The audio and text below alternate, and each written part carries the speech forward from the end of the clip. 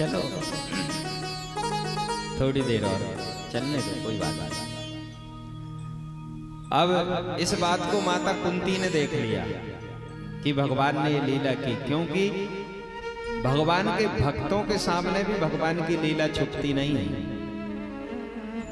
कुंती जी श्री कृष्ण द्वारिका वासन देव देव जगतपते, आप तो भगवान हैं। बोले बुआ मैं आपका भतीजा हूं, मैं कोई भगवान नहीं हूं। बोले प्रभु आप भगवान। अच्छा भगवान है तो वरदान मांगो, हमसे वरदान मांगो भाई, आप हमें भगवान मान रहे ना, हम तुम्हें वरदान देंगे। अच्छा युधिष्ठिर जी सबसे बड़े हैं, वरदान मांगिए। युधिष्ठिर जी ने कहा प्रभु मैं अपने सत्य को कभी नहीं छोड़ूंगा।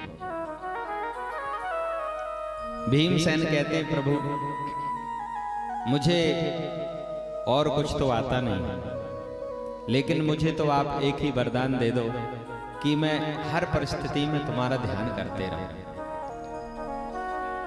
अर्जुन कहते हैं मैंने आपको अपना गुरु माना है, बस यही भावना मेरे हृदय में बनी रहे। सज्जनों द्रौपदी कहती हैं मैं आपको अपना सखा मानती हूं, इसलिए मेरा ये भाव बना रहे। और सज्जनों जब सुभद्रा की बारी आती है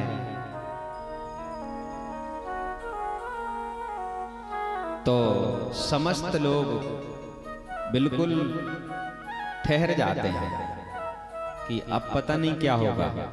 सगी बहन है, पता नहीं भगवान से क्या मांग लेगी। लेकिन सज्जनों सुभद्रा कहती है, सुभद्रा बड़ी सुंदर बात कहती है कि कृष्ण त्वदीय पद पंकज पंजरान्ते अध्ययन विसतु मानस राजहंसा प्राणपयान समय कपवात पित्तै कंठावरोदन विधौ मरणं कुतस्ते।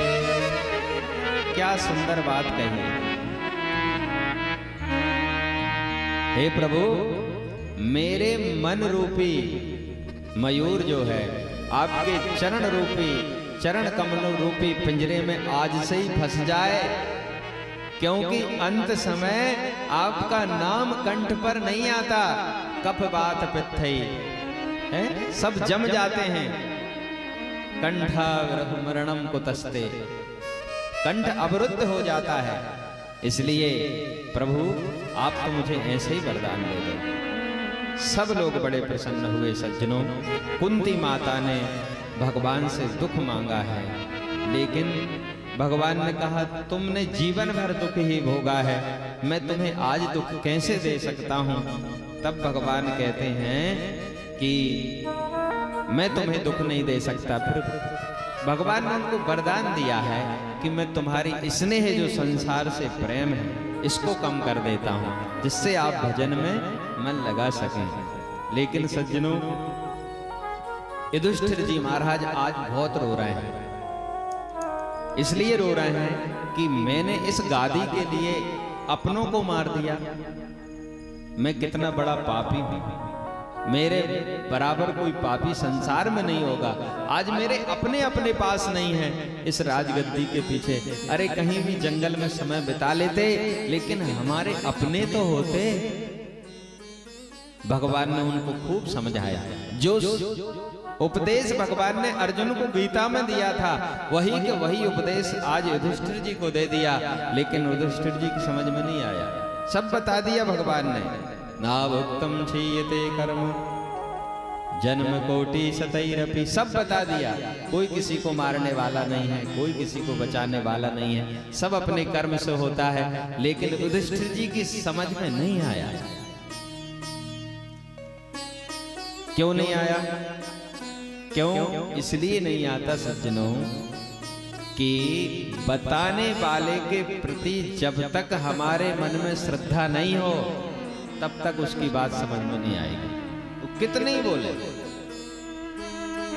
पति कितना भी बड़ा विद्वान हो, संसार के समस्त वेद शास्त्रों का ज्ञाता हो, यदि वो अपनी पत्नी को समझाएगा तो कदापि नहीं समझेगी। हाँ, पत्नी कितनी भी होशियार हो, वो अपने पति को समझाएगी तो उसकी बात समझ में नहीं आएगा। वही बात यदि गुरुजी हम ही बोल दें कि ऐसी बात है तो इतना जरूर बोल देगी। हाँ, आप भी तो कह रहे थे लेकिन बोलेंगी नहीं, शायद ऐसा लग रहा है कि ऐसा नहीं हो कि इनकी बात सत्य हो जाए। आज भगवान की बात युधिष्ठिर जी की समझ में केवल इसलिए नहीं आ रही क्योंकि युधिष्ठिर जी अभी भगवान श्री कृष्ण को बच्चा समझते हैं। बच्चे हो इसलिए समझ में नहीं आ रही। भगवान समझ गए कि इनकी समझ नहीं आएगी, चलो भीष्म पितामह के पास लेकर चलते हैं। भीष्म पितामह जी के पास जाते हैं, सबने प्रणाम किया, पांचों पांडव हैं, द्रौपदी है, भगवान। भीष्म पितामह समझ गए कि आज कन्हैया मेरी मृत्यु को सुधारने के लिए आ गया है।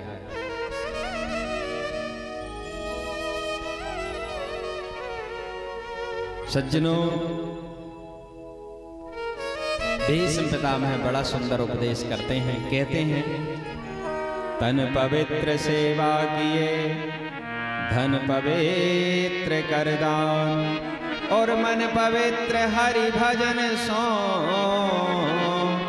होत त्रिविध कल्याण। देखो भैया,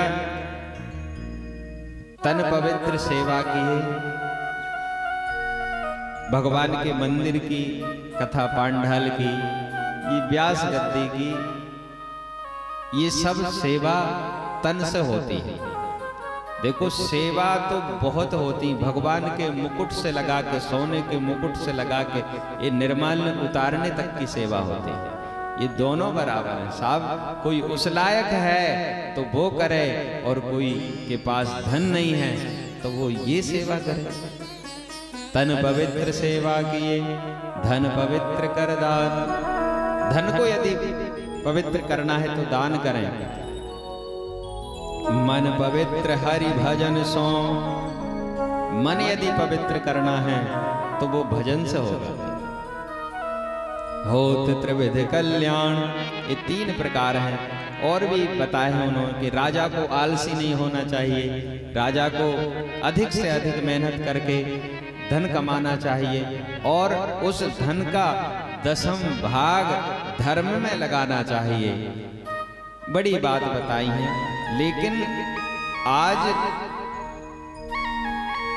पांडवों से कह रहे हैं भीष्म पितामह, देखो भैया अब तुम राज्य पाठ करो। मुझे जो मालूम था मैंने सब बता दिया तुमको। अब मैं 2 मिनट भगवान का दर्शन करना चाहता हूँ और अपने जीवन को सुधारना चाहता हूँ। मैं 2 मिनट जी कन्हैया से बात कर लूं। भगवान से कहते हैं भीष्म पितामह जी, हे गोपाल द्वारकाधीश, मैंने अपने जीवन में कभी पाप नहीं किया, मैं ये जानता हूं। और इसी जीवन में नहीं, मुझे अपने 124 जन्मों की बात याद है कि मैंने कोई पाप नहीं किया।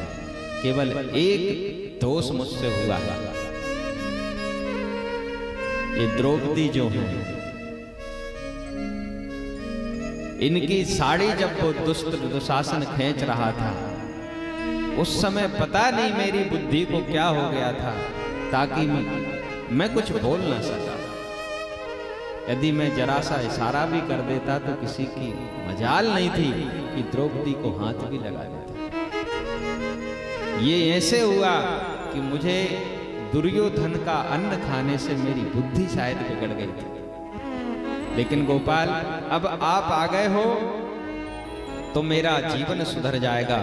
भीष्म पितामह ने पुष्पिताग्र छंद गाया है भगवान के सामने, और कहते हैं गोपाल, मुझे युद्ध भूमि में एक बात याद है। क्या? कि जब आपने प्रतिज्ञा की थी कि मैं महाभारत युद्ध में शस्त्र नहीं उठाऊंगा, और एक दिन मैंने प्रतिज्ञा की थी कि आज मैं हरि हूं से शस्त्र कहां हूं। बहुत सुंदर भाव है। लेकिन